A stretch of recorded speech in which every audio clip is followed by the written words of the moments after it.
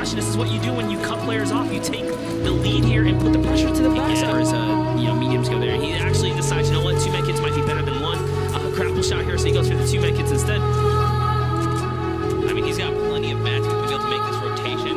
Oh, he's going for it. Yeah, he's absolutely going for it. That's a great spot on the launch pad right there.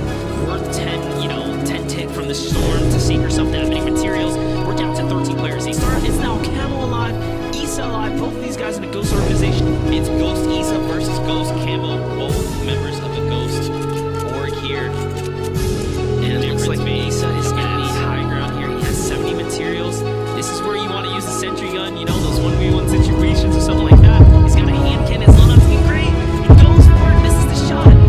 Campbell's just trying to make a risky grab play. That might have been his last shot, actually, from what we last saw.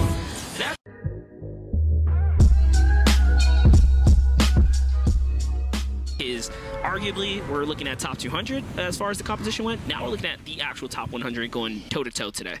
That's right, but it's also old blood and, of course, the new blood that is really looking to challenge these very well-known players and be like, hey, look, we're here as well.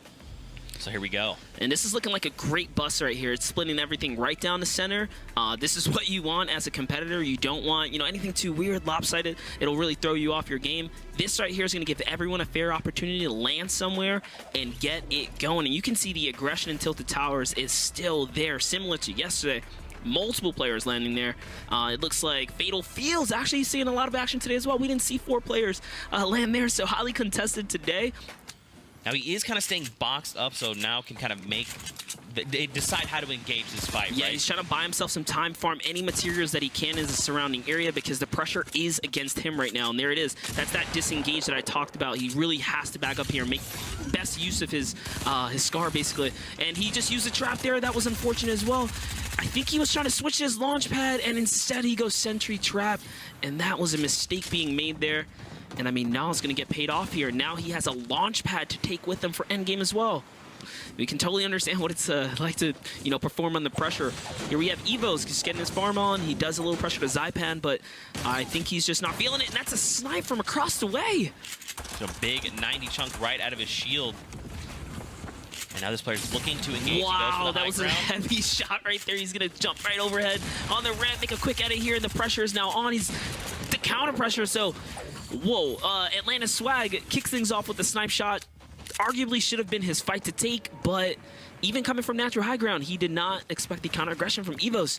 It's going to be a win for him. Definitely proving he's got the skill. Over to Apostle and Pleasant. We saw this guy, a Titan, yesterday. The Storm King, if you will, down to 15 HP. He does look like he goes down, though.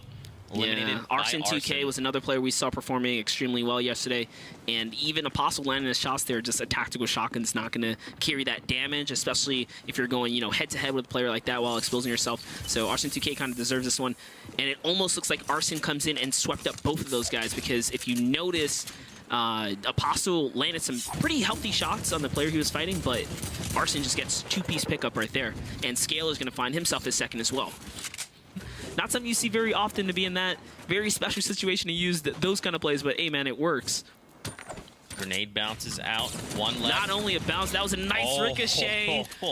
Jeez, Axe is a madman. That was a Splode right there. Not only landing the AR shots, but the Splode was perfectly timed and executed. We'll take a look at this replay coming out from Kaiser near Lazy Links. That's a clean shotgun there. Big boy 190 shot. Over to now, looking to close in, it's Zexro, who's super low. Ouch. You hate to see it. That's the second Elam for Noe as well. So that means Zexro came right off of that rotation from Viking Village, which we know he loves to do in dive bomb players. If I'm him, I go for it. He knows he landed a explode damage on one of these players, and the other has to be weak. But I guess Wikesi thinks that, it's better, and it's better decision to go ahead and just try and make it to the zone instead of chancing it here. So Martin secures that Elam, which is good for him. He'll get that extra 50 health on Elam. Arguably one of the best sidearms to have in the game, especially with the shotgun change. You're noticing people really opt out of no SMG, and looks like this guy's going to nearly dive into a trap play here. That was a close one. Wick, we just witnessed coming up from pressuring some other players. He's going to get caught by Martin, who was farming at the broken area by the diner. That's right. Remember, they were fighting out in the storm. Wick decided to bail. Right. And then Martin turns the entire situation around. Wick must have dropped his guard just a little bit here, and we're going to jump into that